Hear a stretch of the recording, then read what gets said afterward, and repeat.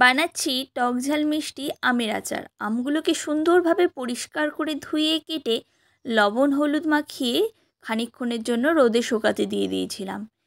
এর মধ্যে যে ভাজা মশলাটা লাগবে সেটাই প্রথমে রেডি করে নিই। চলো, শুকনো কড়াইতে শুকনো লঙ্কা, মেথি, বেশ অনেকটা পরিমাণে মৌরি দিলাম যাতে মৌরির গন্ধটা খুব ভরে ভরে আসে।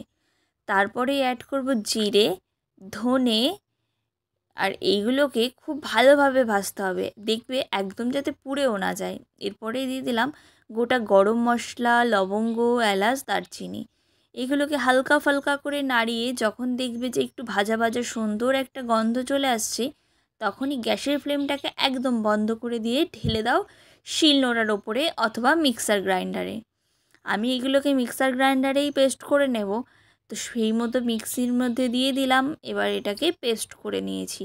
দেখো খুব সুন্দরভাবে পেস্ট হয়ে গেছে, আর খুলতেই কি দারুণ একটা সেন্ট বেরিয়ে গেল। এবারে চলো গুড়টাকে রেডি করে ফেলি। একটা পাত্রের মধ্যে 1 কাপ পরিমাণে জল নেবে, খুব বেশি কিন্তু জল মোটেও নেবে না। এইবারে আমি যে আখের গুড়টা বাজার থেকে কিনে এনেছিলাম সেটাকেই এই পাত্রের মধ্যে ঢেলে দিলাম। একদম লো আঁচে করবে বিষয়টা, আর না হলে কিন্তু পুড়ে গেলে গুড়ের স্বাদটা একদম পাল্টে যাবে নিমেষের মধ্যে, তখন খেতে মোটেও ভালো লাগবে না। দেখো এরকম একটা থকথকে তরল পদার্থ হয়ে যাবে যখন, তখন ভাববে গুড়টা তোমার ভালোভাবে জ্বালানো হয়ে গেছে। তখন আর কি গ্যাসের ফ্লেমটাকে বন্ধ করে দিয়ে পাত্রটা ধরে নামিয়ে নাও। এরপরে একদম সময় নষ্ট না করে উনুনের উপর বসিয়ে দাও কড়াইটা, তার মধ্যে দিয়ে দাও সর্ষের তেল। সর্ষের তেল গরম হতে একটু সময় লাগবে। গরম করেই তার মধ্যে এদিকে ওদিকে নাড়িয়ে চাড়িয়ে দিয়ে দাও 2টো শুকনো লঙ্কা। শুকনো লঙ্কাগুলো একটু ভাজা ভাজা হয়ে গেলেই দিয়ে দাও 5 ফোড়ন। অনেকটা পরিমাণে 5 ফোড়ন দেবে যাতে করে আচারের মধ্যে 5 ফোড়নের গন্ধটা খুব ভালোভাবে পাওয়া যায়। 5 ফোড়নটা এইরকম লাল লাল করে ভেজে ভেজে নেওয়ার পরেই এই যেই শুকনো করে রাখা যে আমটা, সেই আমটা আস্তে আস্তে দিয়ে দাও তেলের ওপরে। এবারে হালকা হাতে নাড়িয়ে চাড়িয়ে খুব ভালোভাবে মিশিয়ে নাও আমটাকে। এবারে একটু ঢাকা চাপা দিয়ে ভেজে নাও। ভেজে নেওয়ার পরেই দেখবে সুন্দর একটা আমের ভাজা ভাজা গন্ধ আসছে। এমন অবস্থাতেই যেই জ্বালিয়ে রেখেছিলাম যে গুড়টা, ওই গুড়টা আস্তে আস্তে করে আমের মধ্যে অ্যাড করো। দেখবে এখন যেটা শুকনো শুকনো লাগছে, খানিকক্ষণ পরেই সুন্দরভাবে গুড়টা গলে গিয়ে আম থেকে জল বেরিয়ে যাবে। এইবারে হালকা হালকা নাড়িয়ে চাড়িয়ে গুড়টা মিশিয়ে নিয়েই আবার ঢাকা চাপা দিয়ে দাও। এখানে শুধুমাত্র তোমার ঢাকা চাপা দিয়ে দিয়েই কাজ করতে হবে।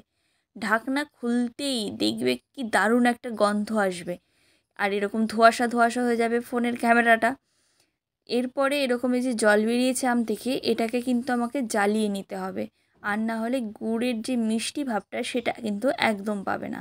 এতটা ঝোল থাকবে না যখন তুমি নামিয়ে ফেলবে, তখন ঝোলটা আরও অনেকটাই কমে যাবে, সেই বুঝেই কিন্তু নামাবে তোমরা। এরপরে একটু খুন্তি দিয়ে ঘেঁটে দেখবে যে আমটা সেদ্ধ হয়েছে নাকি। যদি মনে হয় যে হ্যাঁ হালকা হালকা সেদ্ধ হয়ে গেছে, তারপরেই যে ভাজা মশলাটা করে রেখেছিলাম, এটা পুরোটা দেবো না, অর্ধেকটা দেবো, যাতে করে আমের ভেতরে মশলাটা খুব সুন্দরভাবে ঢুকে যায়। আর ভাবছো বাকি অর্ধেকটা দেবো। আমটা একদম ভালোভাবে রেডি হয়ে যাবার পরে একদম শেষে আগুন বন্ধ করে দেওয়ার পরে বাকি অর্ধেকটা দিয়ে দেবো। এই যে ভাজা মশলাটা দিলাম, এবার একটু হালকা ফালকা করে নাড়িয়ে নিয়ে আবার ঢেকে দিলাম। ঢাকনা খুলেই দেখলাম বাহ, একদম খুব ভালোভাবে সেদ্ধ হয়ে গেছে। আর শুধু শুধু গ্যাস নষ্ট করে লাভ নেই। এইবারে গ্যাসটাকে অফ করে দিই। গ্যাসটাকে অফ করে দিয়েই এর ওপর থেকে যে ভাজা মশলা আর বাদবাকি যেটা ছিল সেটাকে দিয়ে দিলাম। ব্যাস, এইভাবেই তৈরি হয়ে যাবে সুন্দর টকঝাল মিষ্টি আমের আচার। এবার এটাকে খুব ভালোভাবে নাড়িয়ে চাড়িয়ে নাও, আর ভাবতে লাগো যে এটাকে কোথায় রাখবে। তোমরা চাইলে কিন্তু এটা যদি অনেক দিন সংরক্ষণ করার ব্যাপার হয়, তাহলে এর মধ্যে একটু ভিনিগার অ্যাড করবে। চলো, কেমন লাগলো তোমরা বাড়িতে ট্রাই করে অবশ্যই বলো। Bye bye.